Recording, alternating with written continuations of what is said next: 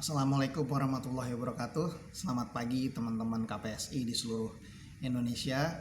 Jumpa lagi dengan saya Bagus Utomo dari komunitas peduli skizofrenia Indonesia. Pagi ini saya mau share cerita tentang sejarah fenomena hearing voices. Nah, buat teman-teman yang belum tahu apa itu hearing voices, itu adalah satu pengalaman mendengar suara-suara halusinasi. Nah, tetapi sebenarnya orang mendengar suara itu adalah suatu pengalaman yang umum dialami oleh banyak orang, ya. Contohnya pengalaman hearing voices yang sederhana, ketika kita berada di ruangan kosong ada suara yang memanggil nama kita. Ketika kita nengok, orang itu nggak ada. Nah, itu sebenarnya suara halusinasi. Jadi itu pengalaman hearing voices yang paling simple. Atau dukun, ya, dia ada dukun pakai perewangan katanya dari jin lah apalah atau roh leluhur. Sebenarnya itu pengalaman hearing voices, ketika dia dengar suara-suara dianggap wangsit dan kemudian ini dianggap pertanda-pertanda. Sebenarnya itu pengalaman hearing voices, cuma dianggap tidak mengganggu, bahkan membantu hidup dia, gitu ya. Nah, pengalaman hearing voices ada juga yang suaranya nggak membantu, bahkan merugikan, bahkan membuat orang tersebut terganggu. Contohnya yang terjadi pada orang dengan skizofrenia, suara-suaranya mencerca, mencemooh, merendahkan, menghardik, mengancam dan sebagainya. Akhirnya dia tidak tahan lagi dan dia terpuruk. Karena itu bahkan bisa mengakibatkan disabilitas, ya. Nah, karena itu teman-teman mesti paham nih, bahwa orang mendengar suara halusinasi belum tentu otomatis jadi skizofrenia. Karena dia kadang ada yang merasa bermanfaat dan akhirnya dia bisa beraktivitas seperti biasa, seperti orang pada umumnya gitu. Sementara ada sebagian yang mengalami suara-suara itu mengganggu, itu yang disebut skizofrenia gitu. Jadi skizofrenia belum tentu, hearing voices belum tentu semuanya itu skizofrenia, tapi skizofrenia adalah bagian dari pengalaman hearing voices, gitu ya teman-teman ya. Nah, kita lanjut ke cerita sejarah hearing voices ini. Nah, pengalaman halusinasi dan delusi itu sebenarnya pengalaman umum dan wajar dari setiap manusia, bukan sesuatu yang memalukan gitu. Bahkan itu menjadi bagian yang penting dalam hidup manusia selama berabad-abad. Nah, itu terkait dengan perkembangan kreativitas di otak manusia, dan kemudian juga sangat terkait dengan berkembangnya yang namanya ritual keagamaan dan juga perkembangan pemikiran manusia, ya, pemikiran umat manusia. Nah, dulu Homo sapiens berkembang 150.000 tahun yang lalu kurang lebihnya. Nah, dalam jeda itu dia dalam posisi itu sekian tahun, mungkin sekitar 100 ribuan tahun itu nggak ada tuh bukti sejarah, belum ada bukti budaya yang berarti dalam peninggalan manusia, ya. Nah, karena itu terkait dengan perkembangan otaknya yang masih kecil gitu. Nah, kemudian sekitar 85.000 tahun yang lalu mulai itu otak manusia berevolusi, berkembang jadi lebih besar, dan muncullah yang disebut namanya spark of creativity, letupan kreativitas di otak manusia. Nah, sehingga di 85.000 tahun yang lalu itu ditemukan bahwa nenek moyang kita, manusia purba di Afrika, itu telah meninggalkan satu goresan di kulit burung unta gitu, ya. Jadi itu satu peninggalan manusia tertua, ya, peninggalan budaya. Di situ bukan guratan yang dibuat secara tidak sengaja, tapi benar-benar sengaja gitu. Menurut para ahli demikian, ya. Nah, kemudian dia udah mulai berkembang nih volume otaknya, itu mencapai puncaknya sekitar 50.000 tahun yang lalu. Nah, gimana kita melihat itu? Karena ditemukan satu gambar-gambar di dinding gua di Prancis, ya. Ada gambar tentang gajah purba tuh, mamut yang disebut mastodon, dan juga oryx, sejenis rusa lah tapi besar ya, yang tanduknya lurus dan tajam gitu. Jadi dia menggambar itu di situ. Jadi para ahli yakin bahwa ini nih dimulainya satu era baru, Homo sapiens ya. Nah, tujuan orang orang purba itu membuat lukisan sendiri sebenarnya sampai sekarang belum diketahui secara pasti oleh para ahli. Tapi ada dugaan kuat bahwa ini terkait dengan kegiatan religius dan informatif gitu. Nah, lukisan gua tertua di dunia itu yang bertema, khususnya bertema binatang, itu paling tua itu berada di Gua Petakere di Sulawesi, di Indonesia loh ya. Nah, ketika itu otak manusia udah berkembang besar secara maksimal, otak manusia kemudian mampu melakukan pemecahan-pemecahan masalah yang lebih kompleks. Nah, manusia mulai mengembangkan kemampuan berbahasa. Dia mulai ada suara, ada bahasa, ada kata-kata ya. Kemudian manusia mulai membentuk hubungan sosial yang lebih kompleks. Itu karena berkembangnya volume otak manusia. Nah, dari situ manusia juga mulai bisa merespon kekuatan-kekuatan alam yang ada di sekelilingnya dia, kemudian dihubungkan dengan imajinasi yang ada di otak dia, dan dia buat tuh representasi dari kekuatan alam tersebut sebagai dewa-dewa gitu, dan juga roh-roh leluhur yang kemudian sama dia diwujudkan dalam bentuk lukisan atau patung-patung yang sangat sederhana zaman dulunya ya. Buktinya ada ritual nenek moyang sendiri itu udah kurang lebih ya, udah lama sebelum Homo sapien ada, dia udah ada sebelumnya, tetapi belum berbentuk karya budaya yang jelas gitu ya.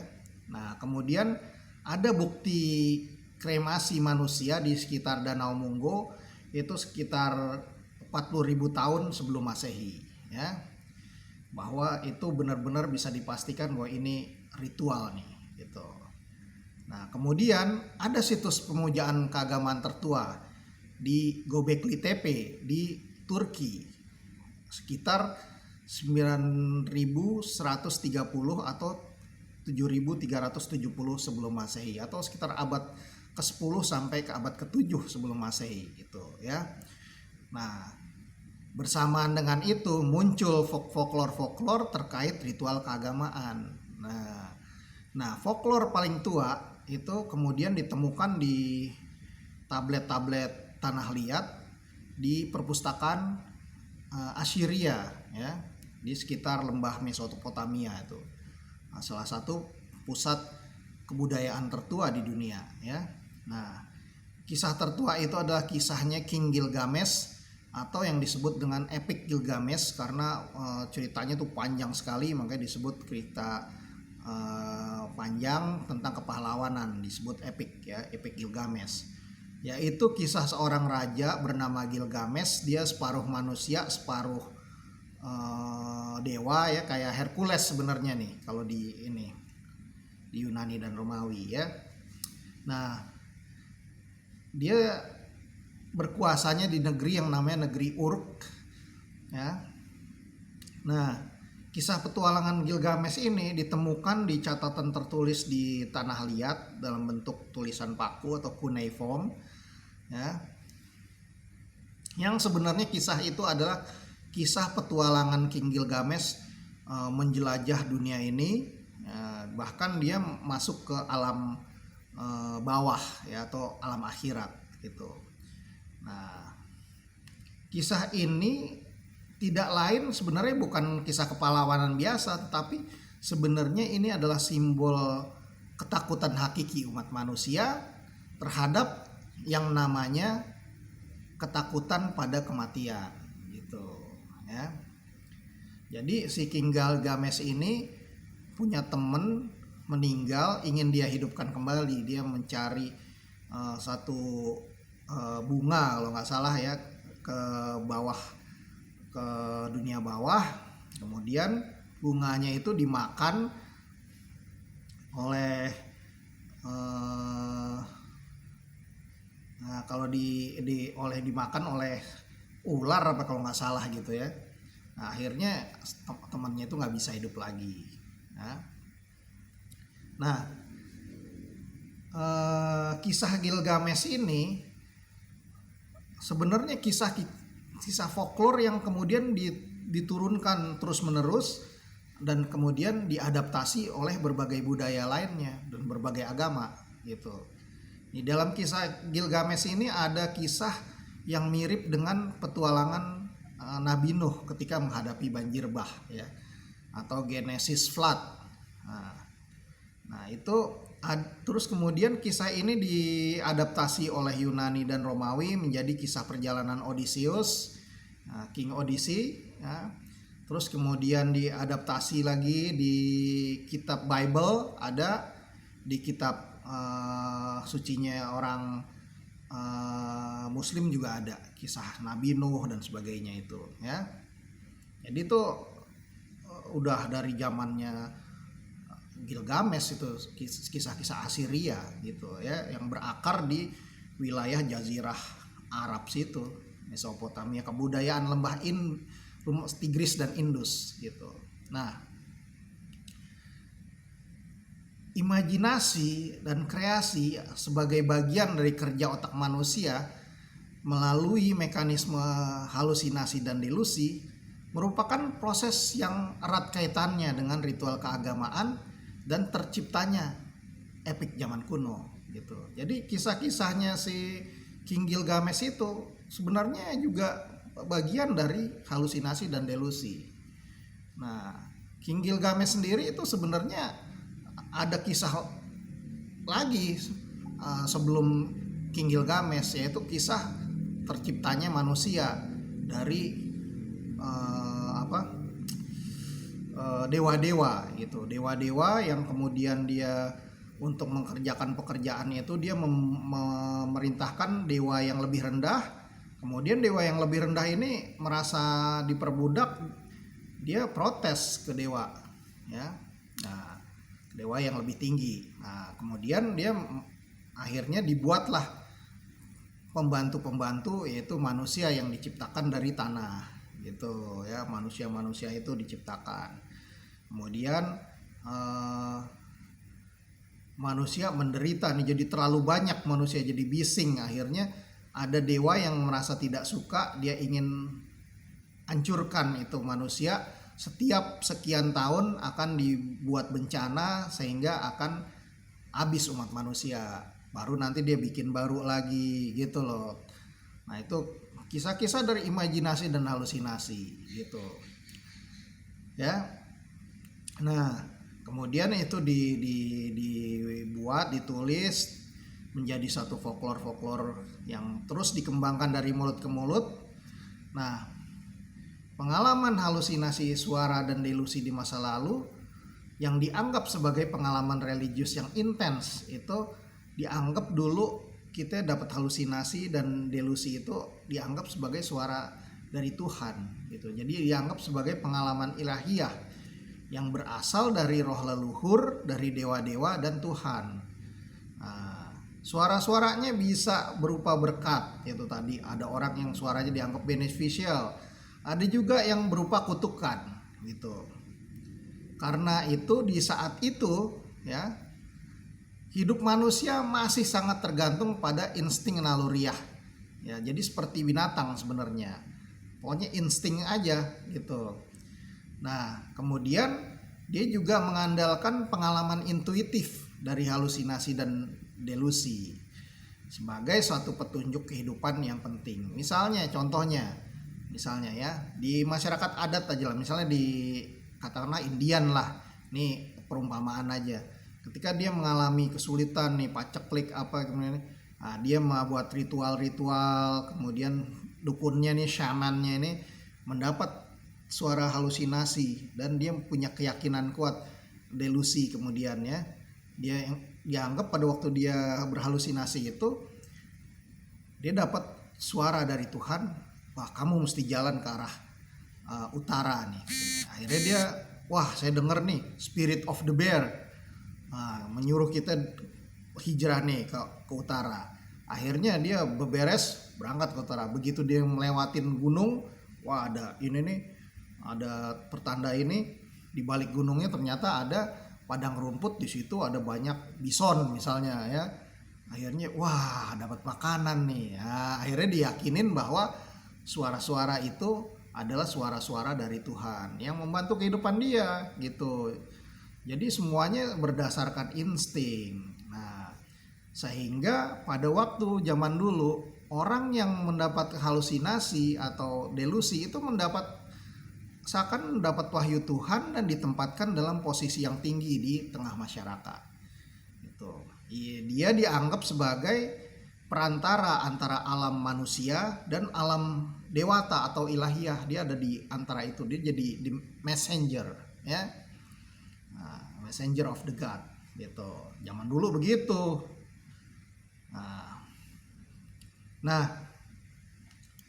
pengalaman mendengar halusinasi yang tertua di dalam catatan sejarah itu kapan? Ayo. Nah, ya. Pengalaman mendengar halusinasi yang paling tua dalam sejarah itu tercatat pada zaman Kaisar Tiberius. Jadi abad ke-14 sampai 37 sebelum Masehi ya. Di situ ada kisah di mana seorang pelaut bernama Tamus mendengar suara yang mengatakan bahwa Dewa Pan sudah mati. Nah, para peramal orakel di Yunani kuno juga diyakini mendengar dan melihat halusinasi ya setelah menghirup aroma dedaunan tertentu yang mungkin bersifat perangsang halusinasi otak. Nah, itu makanya teman-teman, kita zaman sekarang ya dikatakan bahwa halusinasi itu bisa diredakan dengan obat. Masih banyak orang yang nggak percaya gitu. Nah, dianggap nih karena dari jin nih halusinasinya. Nah, tandanya sih itu nggak belajar sejarah. Ini contohnya ya. Zaman dulu saja sudah dikenal gitu bahwa di zaman kuno itu orang sudah mulai melakukan stimulasi otak dengan membakar misalnya atau mencium aroma daunan tertentu yang mengandung zat-zat psikoaktif, kemudian orang tersebut berhalusinasi. Jadi zaman dulu sudah dikenal yang namanya zat-zat psikoaktif melalui berbagai zat yang ditemukan di dalam, misalnya di jamur, di resin getah-getahan yang dibakar ya, terus kayu-kayuan dibakar, misalnya kayu gaharu. Nah, kalau getah-getahan tuh di kemenyan ya, terus kemudian daun-daunan seperti misalnya daun marihuana, terus kemudian juga ada umbi-umbian. Kalau di ini di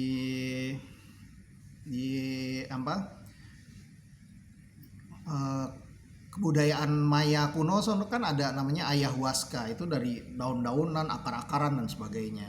Itu diminum dan itu diminumnya dalam ritual-ritual keagamaan sehingga orang jadi berhalusinasi dan berdelusi ketika zat tersebut merangsang otaknya untuk menghasilkan dopamin lebih banyak. Jadi udah dari zaman kuno, jadi ada kaitannya zat dengan otak manusia, dengan pengelolaan, bisa memicu gangguan jiwa, bisa juga ada zat-zat yang meredakan halusinasi sehingga bisa menyembuhkan gangguan jiwa. Itu ya. Jadi dari kisah ini oracle di Yunani udah melakukan stimulasi otak melalui zat-zat psikoaktif yang ada di daun-daunan. Gitu teman-teman ya. Nah, jadi zaman dulu tuh dari tadi kisahnya Tamus ya, dia mendengar suara, dianggap bahwa itu dari Tuhan. Nah, tapi kemudian ketika otak manusia ini sudah kreativitasnya udah semakin tinggi, orang mulai berpikir olah pikir, muncullah perkembangan pemikiran logis manusia yang pada awalnya berkembang melalui ilmu-ilmu yang lebih aplikatif, melalui misalnya ilmu matematika ya, geometri, kemudian arsitektur di Mesir kuno, dan dasar-dasar matematika di Babilonia kuno gitu. Jadi ilmu itu dulu yang berkembang, dan kemudian disitulah menjadi benih dari periode baru umat manusia, yaitu periode di mana akal budi manusia itu bekerja dengan tradisi yang baru, yaitu valid reasoning gitu. Jadi manusia mulai mencapai satu tahap untuk mempertanyakan fakta-fakta empirik di dalam semua fenomena kehidupan. Nah, disitulah mulai berkembang pemikiran-pemikiran manusia yang lebih lanjut lagi, lebih logis melalui pemikiran tokoh-tokoh seperti tokoh-tokoh pra atau sebelum Sokrates. Misalnya apa? Thales dan Pythagoras yang dia menjelajahi ilmu geometri ya. Nah, misteri geometri inilah yang menuntut manusia untuk memberikan kebenaran empirik gitu. Jadi dari geometri ini manusia juga udah mulai kritis, karena dia matematik ya, geometri itu harus faktanya harus terang benderang gitu, nggak bisa pakai wangsit lagi ilmu geometri, harus pakai fakta gitu ya.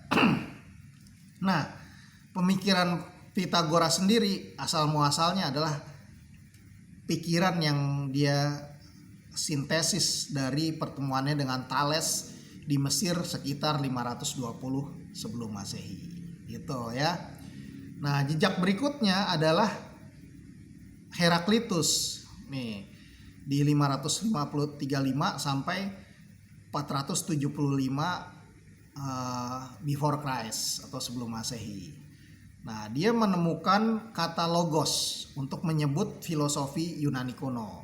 Nah, Heraklitus mengatakan bahwa segala sesuatu terus berubah dan itu memicu timbulnya kontradiksi. Nah, keduanya itu ya hanya bisa disatukan oleh logos. Nah, itu ya. Jadi ini adalah milestone peradaban pemikiran umat manusia gitu. Nah, Aristoteles lah yang kemudian merumuskan logika melalui teori silogisme yang hingga kini mempengaruhi pemikiran dunia barat. Nah, tonggak pemikiran logis lainnya adalah pemikiran kaum Stoik yang berakar dari pemikiran Euclid de Megara, salah satu muridnya Sokrates ya. Nah, kaum Stoik disebut Megarian, Eristik, dan kemudian kaum dialektik. Nah, kenapa ini kita bahas-bahas jadi masalah-masalah ini? Masalah apa? Dari hearing voices ke filsafat Yunani kuno. Nah, Sokrates ini dari para filsuf sebelum Sokrates itu membuat tonggak-tonggak pemikiran manusia, terus kemudian Sokrates mensarikannya menjadi pemikiran logis manusia. Jadi Sokrates sendiri adalah seorang yang mengalami hearing voices. Dia dengar suara-suara dari yang dianggap kalau di agama zaman itu disebut daemon atau demon lah gitu ya. Kalau di sekarang anggap suara ruh-ruh lah gitu. Dia pendengar suara, tetapi dia nggak meyakini suara itu sebagai wisdom, sebagai satu sumber kebenaran. Enggak. Dia sebagai seorang yang dilatih oleh ilmu logika dari filsuf-filsuf sebelumnya. Dia menguji pemikirannya dia dan keyakinan dia dengan fakta-fakta empirik gitu. Nah, dan dia menguji, dia pernah ketemu ketemu dengan oracle peramal di Yunani. Dia tanya, dia kan dengar suara nih dari daimonnya. Kamu orang paling bijaksana gitu. Dia bilang gitu suaranya. Wah, dia nggak percaya, dia orang yang kritis.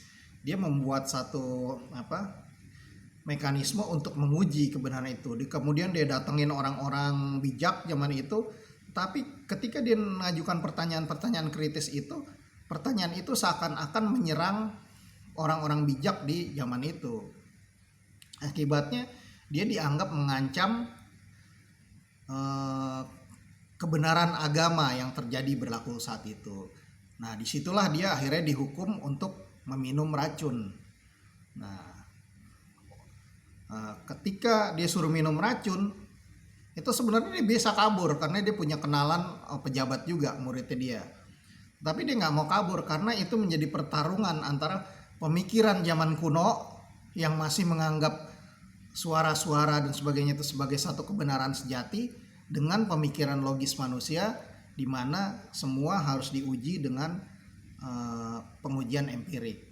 Akhirnya si Socrates minum deh itu racun, untuk menunjukkan bahwa ini memang benar gitu. Nah, disitulah menjadi tonggak perubahan peradaban manusia, bahwa yang namanya suara-suara, halusinasi dan delusi itu tidak bisa lagi dianggap sebagai sumber kebenaran sejati. Nah, kalau kita sebagai umat manusia ingin eksis, ya kita harus terus menguji kebenaran keyakinan kita dengan fakta-fakta ilmiah, dengan metode ilmiah, dan terus-menerus mencari kebenaran sejati. Jadi terus ada hal yang bisa jadi absolut ketika dia udah ketemu, misalnya matematika lah, misalnya sesuatu 1 tambah 1 sama dengan 2 misalnya, dianggap satu yang absolut bisa, tapi yang lainnya masih terus diuji gitu ya. Di situ. Nah, inilah akhirnya si Socrates itu kemudian menjadi tonggak peradaban manusia, dan kemudian berkembanglah ilmu pengetahuan di situ, di mana ilmu pengetahuan itu terus berkembang dan terus diuji oleh banyak orang melalui penelitian-penelitian yang sahih gitu ya. Nah, dari situlah juga kemudian manusia yang tadinya dari zaman kegelapan ya, kemudian yang tadinya hidup dengan insting-insting dan intuisi saja, kemudian bergerak dengan pemikiran logis. Nah, di dunia Islam, para ilmuwan besar nih seperti Al-Kindi, Ibnu Sina, Al-Ghazali, Ibnu Rushd, Al-Farabi, itu penganut pemikiran logis Aristoteles. Makanya dia menjadi ilmuwan yang sangat terkemuka di zamannya. Nah, dan dia juga dimusuhin oleh mereka-mereka yang masih kolot pemikirannya gitu. Jadi dia yang masih banyak yang menolak sains zaman dulu, bahkan sampai zaman sekarang di dunia Islam. Nah, karya-karya mereka inilah ya yang kemudian menjadi perantara pengetahuan Yunani yang kemudian dipelajari oleh dunia Barat. Nah, sayangnya kemudian berkembang mistik Islam yang akhirnya malahan jadi memadamkan semangat ilmiah di dalam dunia Islam. Itu sayangnya itu ya. Nah, tapi perjalanan umat manusia kemudian memasuki tahap baru di mana manusia secara menakjubkan mulai bisa menjelaskan fenomena-fenomena alam yang dulu dianggap sebagai kekuatan dewa dan supranatural. Nah, kini kita tahu bahwa itu adalah proses alam semesta yang bisa dijelaskan melalui logika dan fakta empirik. Apa yang dulu dianggap sebagai magic dan sihir ternyata adalah satu proses alam yang dapat dijabarkan oleh ilmu pengetahuan gitu. Contohnya petir dianggap tuh Thor lagi ini memalu ya kan.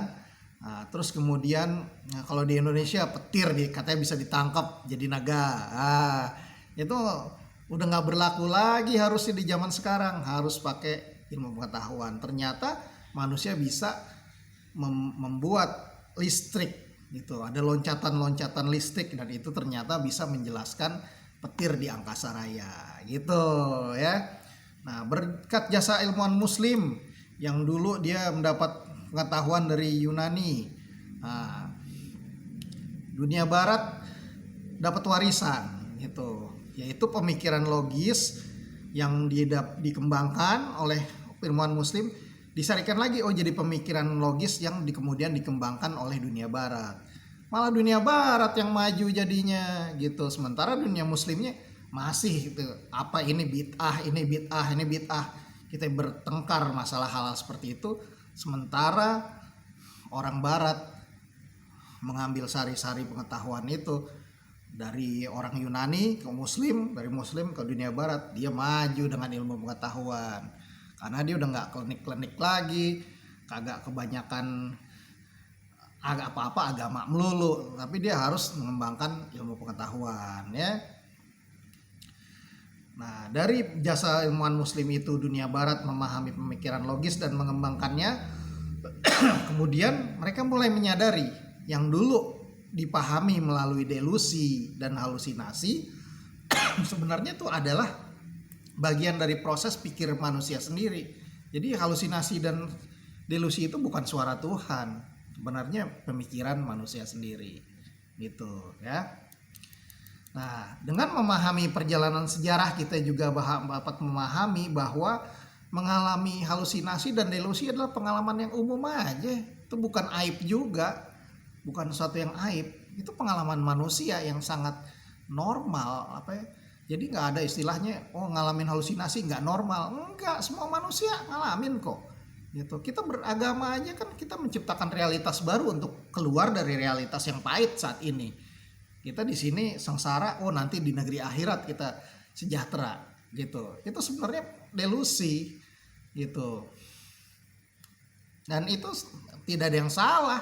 Itu baik aja kalau itu membantu hidup dia, why not gitu kan? Biarin aja gitu. Yang penting dia tetap untuk hal-hal tertentu dia tetap bisa berpikir logis gitu ya. Jadi tadi orang barat mengalami duluan bahwa pengalaman delusi dan yang dulu dianggap kebenaran itu dari delusi dan halusinasi itu, bahwa itu adalah wangsit dari Tuhan, ternyata bukan.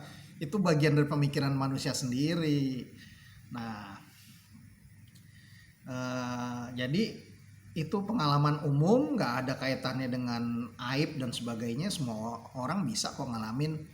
Bahkan di zaman kuno ada kelompok budaya suku-suku tradisional, mereka yang dengar suara-suara atau hearing voices itu malah ditempatkan di posisi yang tinggi di masyarakat, misalnya dukun-dukun, jadi ketua adat dan sebagainya ya. Ada banyak riset yang mengungkapkan fakta bahwa konten halusinasi dan delusi itu terkait dengan faktor lingkungan sosiokultural di orang yang mengalami itu gitu. Jadi misalnya kalau kita melihat hantu, kalau di Rumania dia pakai jas gitu, kalau di sini dia pakainya kain kafan, itu karena dampak dari pengaruh pengalaman budaya orang tersebut gitu. Jadi itu bukan sesuatu yang gaib, bukan gitu. Nah, bila di lingkungan yang kuat unsur agama dan politik, sangat mungkin delusinya ya, keyakinan yang salahnya itu terkait dengan waham keagamaan dan politik gitu. Kalau di negara-negara maju misalnya, dia bisa wahamnya tentang alien gitu, tentang hal-hal yang benar-benar bagian dari keseharian dia gitu. Nah, pengalaman halusinasi dan delusi juga terkait dengan tingginya spektrum kreativitas. Nah, makanya kalau ada orang bilang orang skizofrenia tuh jenius, tidak. Jenius tuh adalah kombinasi dari bakat kecerdasan, kerja keras, kegagalan, bangkit lagi dan sebagainya. Tapi nggak ada orang yang IQ-nya sekian langsung jadi jenius, enggak. Tapi harus melalui proses itu. Tetapi yang benar adalah orang yang skizofrenia umumnya dia mempunyai spark of creativity yang lebih dari orang lain, sehingga dia mudah berhalusinasi, mudah membentuk skenario yang kemudian menjadi waham ya. Sehingga tidak mengherankan bahwa orang yang termasuk voice hearer itu kemudian menjadi orang yang penting dalam sejarah peradaban manusia. Tuh, banyak orang-orang besar, bahkan mungkin sebagian besar orang-orang besar itu adalah voice hearer Mungkin dia ngalamin skizoafektif, ngalamin gejala bipolar, kayak Bung Karno kan bipolar, ya kan? Terus nggak ada yang ngalamin gejala skizofrenia, bisa aja gitu ya. Jadi halusinasi itu sungguh-sungguh bukan sesuatu yang aib dan tidak merendahkan martabat seseorang. Itu pengalaman umum yang dialami oleh manusia sebagai bagian dari proses kehidupannya. Itu ya teman-teman. Jadi itulah sebabnya sayangnya ya, jadi maksud saya sayangnya ketika orang mengalami delusi dan halusinasi zaman sekarang kemudian direndahkan gitu dan dilecehkan, disingkirkan dari lingkungannya, itu salah sebenarnya. Karena dulu dia tuh berarti orang zaman sekarang terputus sejarahnya, tidak memahami fenomena sejarah hearing voices ini sehingga dia sikapnya malah merendahkan. Padahal dia sama seperti kita gitu. Meskipun kita udah nggak menganggap lagi suara-suara itu sebagai sesuatu kebenaran yang sejati, kita tahu bahwa ada ya harus diuji secara ilmiah dan sebagainya. Tetapi kita nggak patut merendahkan dia dan mengolok-olok dia gitu. Kita harus tetap hargai bahwa orang ini sedang mengalami satu fase tertentu lah dalam kehidupannya, sehingga kita tetap bisa memperlakukan dia sama martabatnya dengan kita gitu, tanpa kita juga harus meyakini apa yang dia yakini gitu, delusi itu ya. Oke teman-teman, kurang lebihnya seperti itu, dan kita juga jadi tahu bahwa